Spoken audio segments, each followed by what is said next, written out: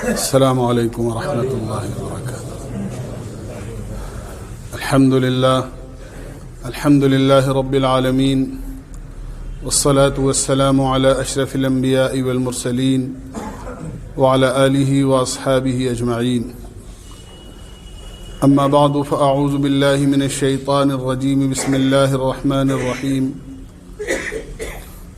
ومن احسن قولا ممن دعا الى الله وعمل صالحا وقال انني من المسلمین، صدق اللہ العظیم۔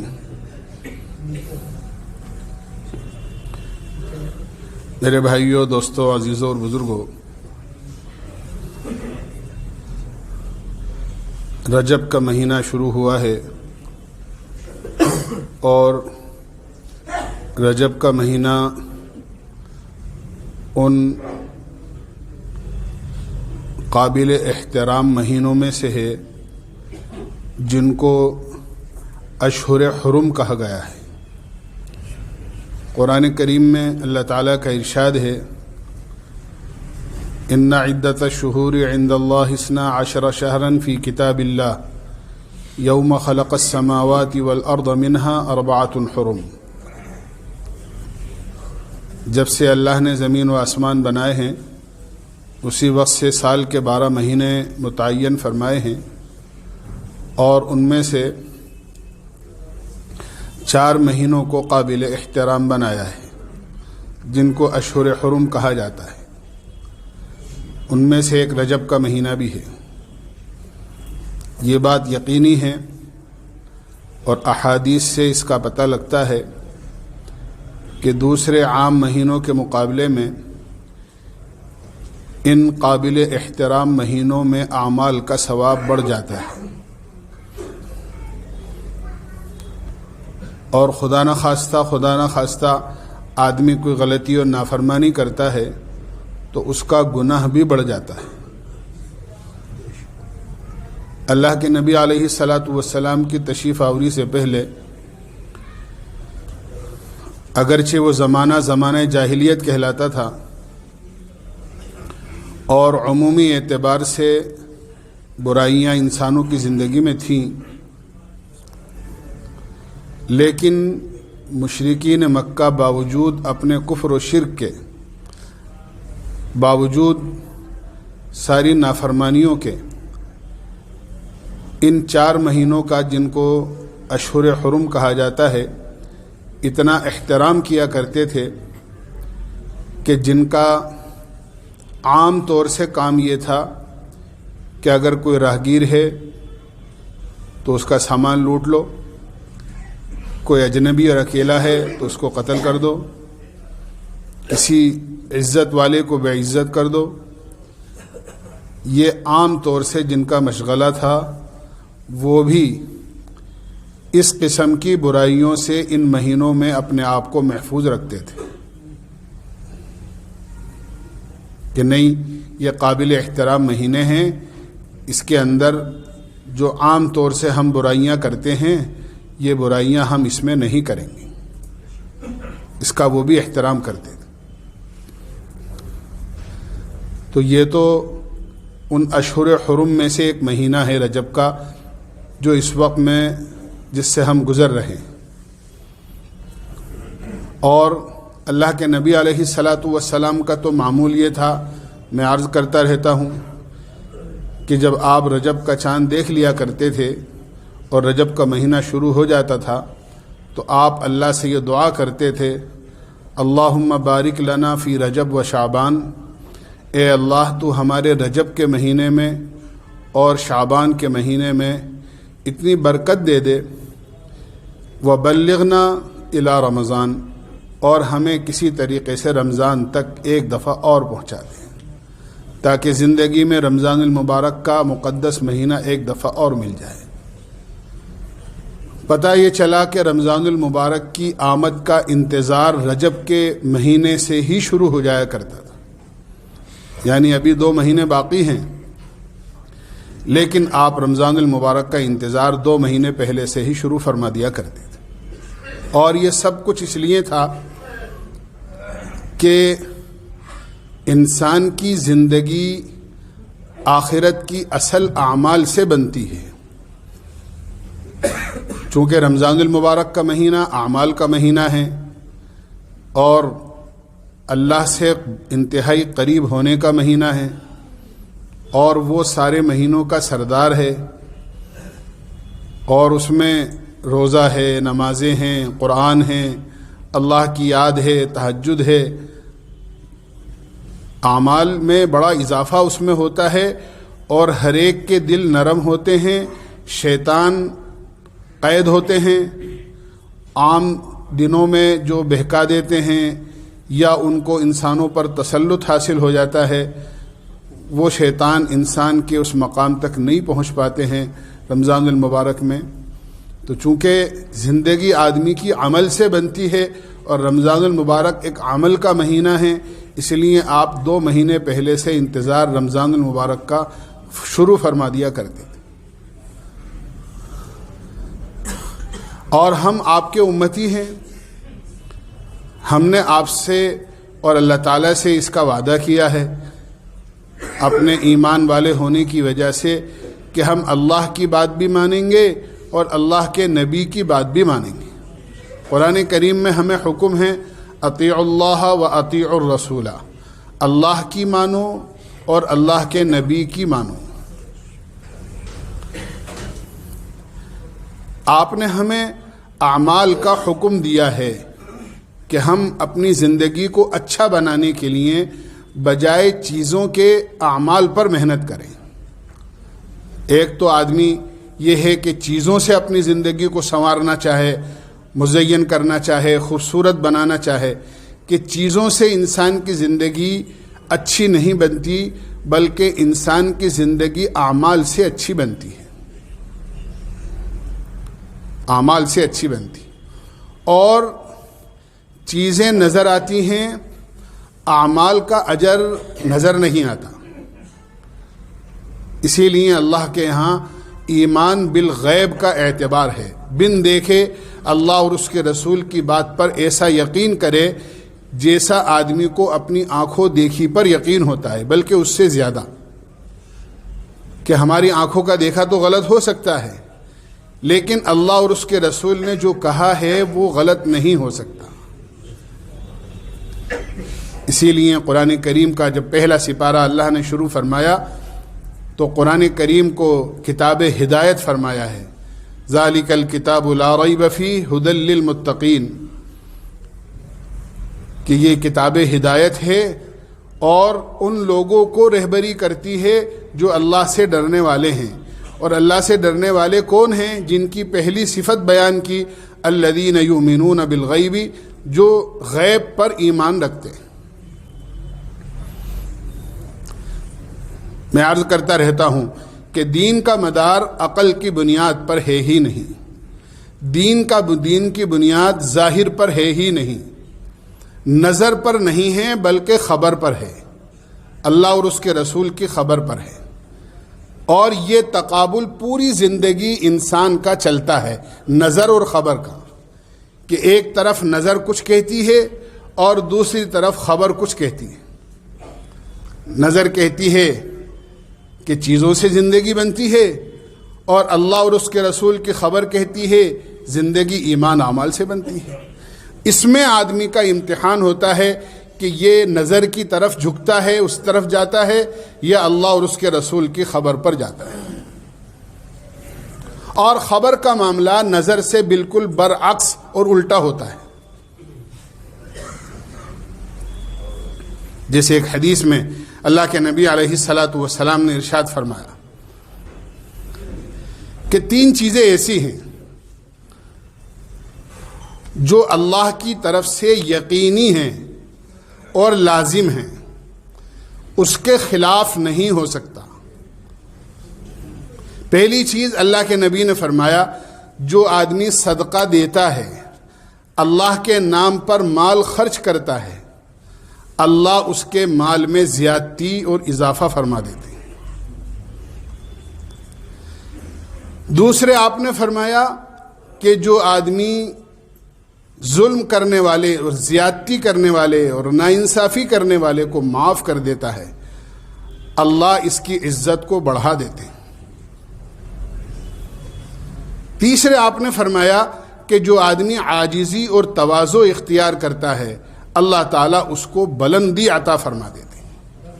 اور تینوں چیزیں ظاہر کے خلاف ہیں۔ صدقہ دینے میں مال جاتا ہوا نظر آتا ہے اور نظر یہ کہتی ہے کہ آدمی اپنی جیب کا مال دوسرے پر خرچ کرے گا تو یہ مال میں کمی آئے گی، اس سے زیادتی نہیں ہوگی۔ ظاہر یہ کہتا ہے اور نظر یہ دیکھتی ہے کہ صدقہ دینے سے مال کم ہو رہا ہے، لیکن اللہ اور اس کے رسول کی خبر یہ کہہ رہی ہے کہ نہیں، تم مال خرچ کرو گے اللہ تمہارے مال میں اضافہ کرے گا۔ اب یہ امتحان ہے آدمی کا کہ آدمی نظر پر یقین کرتا ہے یا خبر پر یقین کرتا ہے۔ قرآن کریم میں اللہ تعالیٰ نے صاف طور سے فرمایا ہے کہ سودی کاروبار، ناجائز چیزوں کا لین دین، یہ چیزیں آدمی کے مال کو گھٹاتی ہیں۔ وَيُرْبِي الصَّدَقَاتِ، اور صدقات جو ہے آدمی کے مال کو بڑھا دیتے ہیں۔ صدقے میں بھی درجات ہوتے ہیں۔ ایک وہ ہے آدمی کا ایک خرچ وہ ہے جو فرض کا درجہ رکھتا ہے، جسے زکوٰۃ ہے، یہ فرض ہے آدمی کے ذمے، اس کا ادا کرنا ضروری ہے۔ لیکن اللہ کا وعدہ ہے، زکوٰۃ کا جو لفظ ہے اس کے معنی ہیں کہ زکوٰۃ کو زکوٰۃ کیوں کہتے ہیں؟ کہ زکوٰۃ کو زکوٰۃ اس لیے کہتے ہیں کہ زکوٰۃ کے معنی ایک ہیں پاک اور صاف ہونے کے، کہ آدمی جب زکوٰۃ دیتا ہے تو اس کا مال بالکل ساری گندگیوں سے، برائیوں سے، ساری بلاؤں سے محفوظ ہو جاتا ہے، پاک صاف ہو جاتا ہے۔ دوسرے، جب آدمی زکوٰۃ دیتا ہے تو زکوٰۃ کے معنی ہے مال میں زیادتی اور بڑھوتری کے، کہ جب آدمی زکوٰۃ دے گا اللہ تعالیٰ اس کے مال میں اضافہ فرمائے۔ حالانکہ زکوٰۃ ادا کرنے میں 2.5% آدمی کا اپنی جیب سے جاتا ہوا نظر آتا ہے، لیکن اللہ کا وعدہ ہے کہ آدمی خرچ کرے گا اور اپنے مال کے اس فریضے کو ادا کرے گا، اللہ اس کے مال کو ساری گندگیوں سے اور برائیوں سے محفوظ کر دیں گے۔ مسئلہ یقین کا، یقین کی کمزوری کی وجہ سے آدمی لاکھوں روپیاں ادھر ادھر خرچ کر دیتا ہے۔ ایک آدمی کو مکان بنانا ہے لاکھوں روپیہ خرچ کر دے گا، ایک آدمی کو شادیاں کرنا ہے بچوں کی، لاکھوں روپیہ آدمی خرچ کر دے گا۔ آج دیکھ لو، آج غیر ایمان والے لاک ڈاؤن کی وجہ سے، پابندیوں کی وجہ سے اپنے ان کاموں کو مختصر کر کے کر رہے ہیں، اور ہمیں یہ حکم ہے کہ ہم اپنے ان کاموں کو مختصر کریں، ہم دل کھول کر مال خرچ کر رہے ہیں۔ ہماری شادیاں دیکھ کر کوئی یہ کہہ ہی نہیں سکتا کہ صاحب ہمارے کاروبار نہیں چل رہے ہیں، ہمارا مال نہیں بک رہا ہے، ہمارا پیمنٹ نہیں آ رہا ہے، ہم کاروباری اعتبار سے کوئی کمزور ہیں۔ یعنی ہماری شادیاں اس بات کا اظہار کر رہی ہیں ہم مالی اعتبار سے ہمارے پاس بہت ہے۔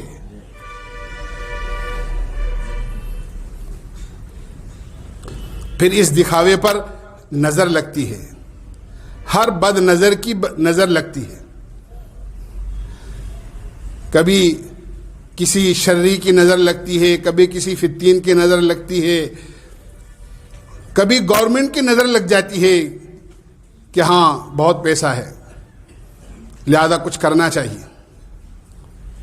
اللہ حفاظت فرمائے۔ اس لیے ہمیں تو حکم ہے کہ ہم ان کاموں میں خرچ نہ کریں۔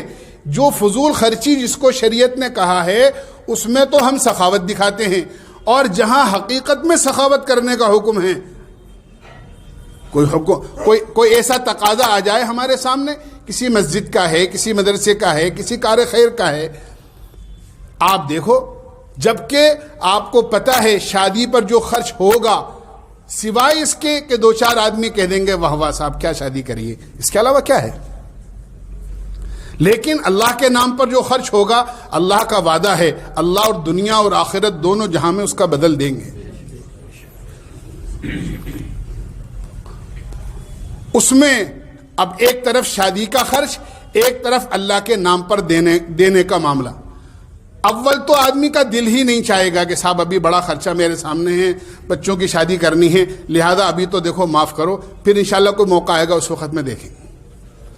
اور دے گا بھی تو 5 لاکھ اگر شادی میں خرچ کرنے ہیں نا تو 5,000 بلکہ 500 بھی بڑی مشکل سے نکلیں گے اس کار خیر کے لیے، جبکہ اللہ کا وعدہ ہے کہ اس 500 کا تو بدلہ ملے گا اور اس 5 لاکھ کا کوئی بدلہ نہیں.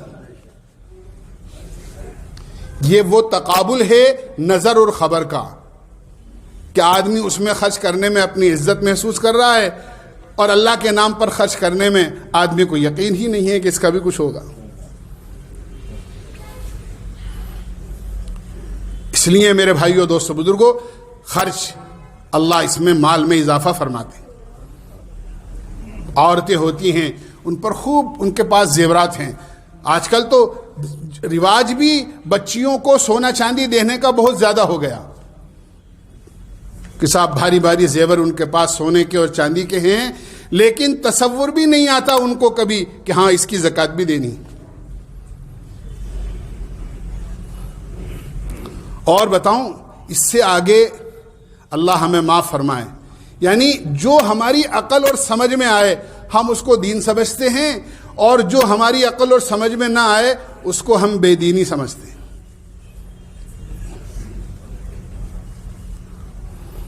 ایک مثال آپ کو دوں. ایک صاحب ہیں، ایک سیٹھ جی سے آپ یہ کہیں کہ صاحب یہ 500 روپے ہیں، آپ ذرا اس کو لے لیں، اپنے کسی بھی کام میں استعمال کر لیں، یہ زکوٰۃ کے ہیں. کیا کہے گا آدمی؟ شرم نہیں آتی آپ کو؟ مجھے زکوٰۃ کے پیسے دیتے ہو؟ اللہ کا شکر ہے میں تو خود زکوٰۃ ادا کرتا ہوں، میں خود اللہ نے مجھے صاحب نصاب بنایا ہے، میں زکوٰۃ کھاؤں گا، میری اولاد میرے بچے زکوٰۃ کھائیں گے. آپ کیسی بات کر دی آپ نے؟ آدمی ناراض ہو جائے گا. اب اس کے بالمقابل دوسری چیز سوچیں. سیٹھ صاحب کے اوپر ان کے پاس مثال کے طور پر 1 کروڑ روپیہ ہے، 1 کروڑ روپے کا ان کا کاروبار ہے، ٹرن اوور ہے ان کا، اور اس 1 کروڑ کی مالیت میں 2.5 لاکھ روپے ان کے زکوٰۃ کے بنتے ہیں سالانہ. انہوں نے 2.5 لاکھ میں سے 50 دے دیے، 1 دے دیے، 2 دے دیے، اندازے سے 50,000 جو غریبوں کا حق ہے زکوٰۃ کے وہ ابھی ان کے پاس موجود ہے، اور یہ اس کو ادا نہیں کر رہے ہیں اور اپنی ضروریات میں استعمال کر رہے ہیں. دوسرے کا دیا ہوا 500 کا نوٹ زکوٰۃ کا تو بے عزتی سمجھتے ہیں، لیکن اپنی وہ زکوٰۃ جس کو دوسروں کو دینا چاہیے اس کو خود استعمال کر رہے ہیں. زکوٰۃ کا روپیہ چاہے آپ کے مال کا ہو یا دوسرے کے مال کا ہو، زکوٰۃ تو زکوٰۃ ہی ہے. آپ اپنے 50,000 تو زکوٰۃ کے کھا رہے ہیں اور دوسرے کے 500 لینے میں بھی گھبرا رہے ہیں اور بے عزتی محسوس کر رہے ہیں. حالانکہ کوئی فرق نہیں ہے آپ دوسرے کے 500 لے کر خرچ کریں یا آپ کے اوپر جو زکوٰۃ بنے ہوئی ہے آپ اس کو اپنی ذات پر خرچ کریں اور ادا نہ کریں، دونوں برابر ہیں. اس کا خیال بھی نہیں آتا کہ زکوٰۃ کھا رہا ہوں، اور اگر کوئی دوسرے زکوٰۃ کے نام سے 500 دے تو آدمی ناراض ہو جائے کہ زکوٰۃ کھاؤں گا، میں تو صاحب نصاب آدمی ہوں، حالانکہ زکوٰۃ کھا رہا ہے. کہ سال پورا ہونے کے بعد حساب لگا کر اپنے مال کی زکوٰۃ اس کو دے دینی چاہیے تھی، غریب تک پہنچا دینی چاہیے تھی، لیکن نہیں دی. اس لیے میں نے عرض کیا کہ ہر چیز میں آدمی کو بصیرت، سوجھ بوجھ، عقل سے کام لینا چاہیے. ایسا نہیں ہے کہ دنیا کے معاملوں میں تو بہت عقل اور دین کے معاملے میں بالکل نہ سمجھ. اللہ کا وعدہ ہے، میں نے عرض کیا صدقہ کرو گے، یقینی ہے اللہ کے نبی نے فرمایا کہ اللہ کے نام پہ دو گے اللہ تعالیٰ تمہارے مال میں اضافہ کرے گا. یہ چیز نظر کے خلاف ہے لیکن اللہ کا وعدہ ہے. اسی طرح فرمایا کہ تم کسی کو معاف کر دو گے اللہ تمہاری عزت میں اضافہ کر دے گا. سینکڑوں واقعات اللہ کے نبی کی زندگی کے موجود ہیں. اللہ کے نبی علیہ الصلاۃ والسلام ایک مرتبہ سفر سے تشریف لا رہے تھے. چونکہ پیدل سفر ہوتا تھا یا جانور تھے اونٹوں پر گھوڑوں پر سفر ہوتا تھا. ایک جگہ کہیں دوپہری کے وقت میں آرام کے لیے قافلہ رکا. جنگل میں کچھ درخت کیکر کے تھے، बम्बूल के दरख्त, हर एक ने दो चार आदमियों ने दरख्तों के नीचे अपना डेरा डाला और आराम करने के लिए थोड़ी देर साये में लेट गए। अल्लाह के नबी अलैहिस्सलातु वस्सलाम भी एक दरख्त के साये के अंदर आप लेट गए। आपने अपनी तलवार एक शाख पर लटका दी। एक दुश्मन ने देखा आप बिल्कुल गाफिल हैं, सोए हुए हैं, तलवार लटकी हुई है, तन्हा हैं, कोई साथ नहीं है, सब गफलत की नींद सो रहे हैं। आया, तलवार उतारी और अल्लाह के नबी के करीब खड़े होकर ये कहने लगा, आपकी आंख खुल गई, कहने लगा, ए मोहम्मद सल्लल्लाहु अलैहि वसल्लम, आप बताइए आपको मेरे से कौन बचा सकता है? तलवार मेरे हाथ में है, आप नीचे लेटे हुए, बताओ कौन? अल्लाह के नबी अलैहिस्सलातु वस्सलाम ने लेटे लेटे बड़े इत्मीनान से जवाब दिया, अल्लाह, मेरा अल्लाह मुझे बचाएगा। भाई इतना कहना था कि उसके हाथ में धूजनी शुरू हो गई और लर्जा शुरू हो गया और तलवार हाथ से गिर गई। आप बड़े इत्मीनान से उठे और आपने तलवार हाथ में ली और आपने यही सवाल उससे किया, अब तू बता तुझे कौन बचाएगा? तो वही कहने लगा कि मैंने सुना है कि आप तो बड़े बाअखलाक हैं। अल्लाह के नबी ने फरमाया, जा, मैंने तुझे माफ कर दिया। मदीने से बाहर काफिला रुका था। अल्लाह के नबी जोहर से पहले मदीने पहुंच गए। आप जब जोहर की नमाज में मस्जिद नबवी से नमाज पढ़कर फारिग हुए, आपने देखा कि ये वही आदमी हैं। वो मस्जिद के दरवाजे पर आया, अल्लाह के नबी अलैहिस्सलातु वस्सलाम की खिदमत में हाजिर हुआ और हाजिर होकर ये कहा, अल्लाह के नबी, आप अपना दस्ते मुबारक फैलाइए, मैं आपके हाथ पर कलमा पढ़ के ईमान में आना चाहता हूं। और उसने ये जुमला कहा कि जिस वक्त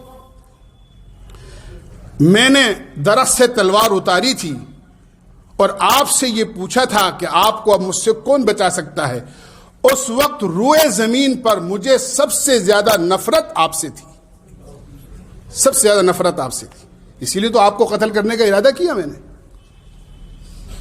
लेकिन जिस वक्त आपने मुझे माफ किया तो मेरा दिल आपकी मोहब्बत और इज्जत से भर चुका था, इसीलिए तो आपकी खिदमत में हाजिर होकर कलमा पढ़ के ईमान में आया हूं। यह है वो कि आदमी जालिम को माफ करेगा, ज्यादती करने वाले को माफ करेगा, दुश्मन को माफ करेगा, अल्लाह इसकी इज्जत में इजाफा कर देंगे। अल्लाह के नबी ने फरमाया, यकीनी चीज है। सैकड़ों वाकयात हैं। अल्लाह के नबी, आप देखिए, फतेह मक्का के मौके पर अल्लाह के नबी अलैहिस्सलातु वस्सलाम मक्के तशरीफ ले गए और तकरीबन 8,000 का मजमा आपके साथ था, सहाबा आपके साथ थे। सन 8 हिजरी के अंदर फतेह मक्का हुआ। अल्लाह के नबी अलैहिस्सलातु वस्सलाम मक्के मुकर्रमा में दाखिल हुए। आपने वहां तवाफ किया। वहां के सारे गैर ईमान वाले डरे हुए थे कि आज न मालूम हमारे साथ क्या होगा, क्यों कि हमने इनके साथ बड़ा ज्यादती और जुल्म किया है। 13 साल अल्लाह के नबी की जिंदगी के मक्के मुकर्रमा में ऐसी मजलूमाना जिंदगी के गुजरे हैं कि हम उसको सुनने की ताब भी नहीं ला सकते। ऐसा जुल्म आप पर, आपके घर वालों के साथ, आपके प्यारे सहाबा के साथ हुआ। यहां तक कि ये मौका आ गया कि अल्लाह के नबी रातों रात अपने एक सहाबी अबू बकर सिद्दीक रदियल्लाहु अन्हु को साथ लेकर और बिल्कुल खामोशी के साथ में रवाना हुए मदीने हिजरत करने के लिए। और मुशरिकीन के डर की वजह से 3 दिन आपने गारे सोर में कयाम किया। यहां तक कि मुशरिकीन वहां भी पहुंच गए थे, लेकिन अल्लाह ने हिफाजत फरमाई। ऐसे हालात थे। उन लोगों पर जब अल्लाह के नबी पर का काबू हुआ तो आज वो डरे हुए थे कि न मालूम हमारे साथ क्या होगा। उस वक्त में एक आदमी की जबान से ये निकल गया, अल यौमु यौमुल मलहमा, आज बदले का दिन है। इन लोगों की वजह से हमारे घरों में चिराग तक नहीं जल सका है, इन लोगों की वजह से हमारे घर के चूल्हे बुझे हैं, इन लोगों की वजह से हमारे बच्चों ने, हमारी घर की औरतों ने फाके बर्दाश्त किए हैं। आज हम इन पर काबू पाए हैं और आज हम इनसे बदला लेंगे। अल्लाह के नबी अलैहिस्सलातु वस्सलाम को पता चला कि किसी एक ने हम में से ऐसी बात कह दी है। آپ نے ان کو بلایا، تنبیہ فرمائی اور کہا کہ اپنے جملے کو بدلو. بہت زہریلا اور بہت نفرت بھرا، اور یوں کہا آپ نے کہ بہت بدبودار جملہ کہا ہے تم نے، بلکہ یہ اعلان کرو کہ آج بدلے کا دن نہیں ہے، بلکہ آج یوم المرحمہ، آج معاف کرنے کا دن ہے. ابھی آپ مکے سے واپس بھی نہیں ہوئے تھے. وہ ہندہ ابو سفیان کی بیوی جس نے آپ کے چچا حضرت حمزہ کا قتل کروایا، ان کو شہید کروایا، ان کا کلیجہ نکلوایا اور اپنے دانتوں سے اس کو چبایا، نہیں نگلا گیا تو اس کو تھوک دیا، ان کے ناک کان ڈورے میں پرو کر اپنے گلے میں ہار کے طور پر پہنے، جو ایسی سخت دل عورت تھی، وہ اپنے گھر کے دروازے سے نکلی اور یہ کہا کہ جب میں نے آپ کا یہ اعلان سنا کہ آج ہم نے سب کو معاف کر دیا ہے، تو آپ کا اس جملے کو سننے سے پہلے سب سے زیادہ نفرت مجھے آپ سے تھی، اور آج مجھے سب سے زیادہ محبت آپ سے. یہ ہے وہ اللہ کے نبی نے جو بات فرمائی ہے، تم دشمن کو معاف کرو گے اللہ تمہاری عزت میں اضافہ کرے گا. تم تواضع اختیار کرو گے، تیسری چیز فرمائی، اللہ تمہیں بلند مرتبہ کرے گا. اس لیے کہ اللہ کے خزانے میں سب کچھ ہے سوائے تواضع کے. سب کچھ ہے اللہ کے خزانے میں، لیکن وہاں عاجزی نہیں ہے، وہاں تو بڑائی بڑائی ہے. اور یہ ہم سب جانتے ہیں، بازار میں، مارکیٹ میں جو چیز زیادہ ہوتی ہے اس کی کوئی ویلو نہیں ہوتی، اور مارکیٹ میں اور بازار میں جو چیز کم ہو جاتی ہے، جس کی شارٹیج ہو جاتی ہے، اس کی قیمت بڑھ جاتی ہے. اللہ کے دربار میں کبریائی بڑائی ہے. جو آدمی بڑا بن کر اللہ کے یہاں جائے گا، اللہ تعالیٰ فرماتے ہیں الکبریاء ردائی، کبریائی اور بڑائی تو میری چادر ہے، جو اس میں ٹانگ پھانسے گا اللہ نے فرمایا میں اسے ذلیل کر دوں گا. لیکن فرمایا کہ تواضع نہیں ہے، جو میرے یہاں میرے دربار میں تواضع اور عاجزی لے کر آئے گا اس کا مقام میرے یہاں اونچا ہوگا. شیطان کو شیطان بنانے والا اس کا ایک جملہ ہے، صرف ایک لفظ. شیطان کو شیطان کس چیز نے بنایا؟ ایک جملے نے. آدم علیہ السلام کو اللہ تعالیٰ نے جب حکم فرمایا سارے فرشتوں کو سجدہ کرو، سب نے سجدہ کیا، لیکن ابلیس نے سجدہ نہیں کیا. اور جب اس سے پوچھا کہ تو نے سجدہ کیوں نہیں کیا، تو وہ کہنے لگا انا خیر منہ، میں آدم سے بہتر ہوں. بس یہ اتنا خطرناک جملہ ہے. آدمی کسی دوسرے سے اپنے آپ کو بڑا سمجھے، میں اس سے بڑا ہوں، میں اس سے بہتر ہوں، میں اس سے افضل ہوں، اس کی حیثیت کیا ہے میرے آگے. بس یہ جملہ انا خیر منہ، میں آدم سے بہتر ہوں، اس جملے نے اس کو ساری زندگی کی اس کی عبادت، کہ حدیث میں آتا ہے روئے زمین پر اس نے ایک بالش جگہ بھی ایسی نہیں چھوڑی جہاں اللہ کے سامنے سجدہ نہ کیا، لیکن اپنی بڑائی اور تکبر کی وجہ سے ساری عبادت کھو بیٹھا اور مردود ہو کر اللہ کے یہاں سے نکال دیا گیا. اس لیے تکبر اللہ کو پسند نہیں ہے، عاجزی پسند ہے. لیکن یہ اللہ کا وعدہ ہے، جو عاجزی اختیار کرتا ہے اللہ اس کے مرتبے کو بلند فرماتے ہیں. تو آج میں نے کیا کہ یہ سارا سب کچھ نظر کے خلاف ہے. دنیا میں کچھ اور دیکھے گا آدمی، اللہ اور اس کے رسول کی خبر کچھ اور ہوگی. لیکن اللہ اور اس کے رسول کی بات پر یقین کر جو عمل کرے گا، دنیا اور آخرت دونوں جہاں میں کمائی کا سودا ہے. اللہ ہمیں عمل کی توفیق نصیب فرمائے. وآخر دعوانا